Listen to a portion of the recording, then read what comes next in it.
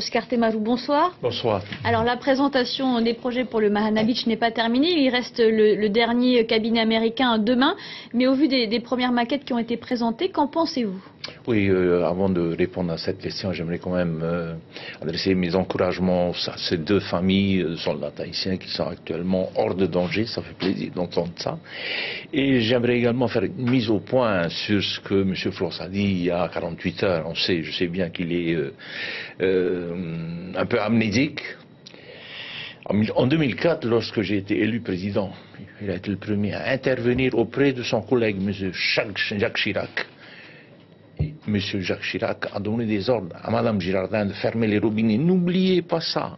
Et c'est tout ça qui a mis ce pays dans l'instabilité et la précarité. En 2004, il y avait 46 000 inscrits au RST. Aujourd'hui, nous sommes à 80 000. Il est le seul responsable.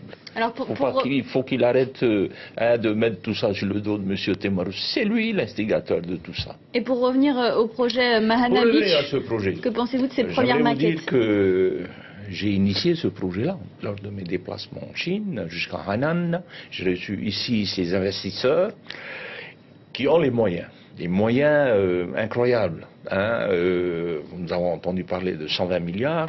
Ensuite, derrière ça, il y a aussi la compagnie aérienne Hainan Airlines. Tout ça, c'est programmé. Ils ont les moyens pour faire remplir cette hôtel. Donc vous avez une préférence personnelle pour le projet chinois? Non, mais laissez-moi continuer. De mes discussions que j'ai eues avec ces investisseurs, avec le ministre chinois du tourisme, il n'est pas question de casino. Et c'est là où on n'est pas d'accord. Pas de casino dans ce pays, on n'a pas besoin de casino. Et le ministre chinois du tourisme a été affirmatif. Je sais qu'est-ce qu'il y a derrière le casino, c'est pas la peine que je répète là. Bon, il y a le projet français, et puis on nous dit aussi qu'il y aura le projet américain, on va bien voir. Alors 500 000 touristes prévus chaque année avec le projet chinois. Selon vous, les infrastructures à Tahiti, à commencer par l'aéroport international de Tahiti-Fa'a, sont-elles dimensionnées pour accueillir autant de touristes? Dans la situation actuelle, vu le nombre d'unités que nous avons, nous sommes en mesure d'accueillir 500 000 touristes. Bon, avec ce nouveau projet, bien sûr, ça va faciliter les choses.